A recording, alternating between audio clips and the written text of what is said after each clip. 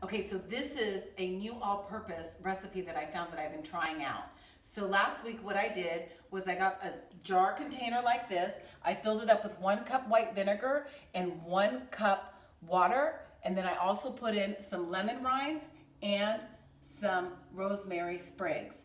And you have to let it sit for a week. So I've done just that, as you can see. Now it's infused, this all-purpose cleaner.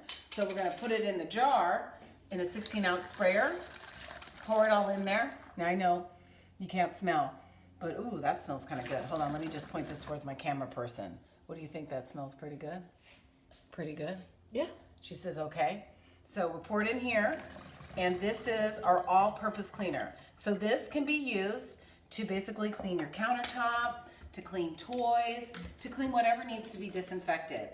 When this sits around with the rosemary and the vinegar, basically it creates some sort of formula, so it will clean your countertops nice and clean. So that is one all-purpose recipe. I have another one that I posted that I always use, posted on my blog. Just head to smartshopperdaphne.com. And I'm Daphne Monroe, your smart shopper.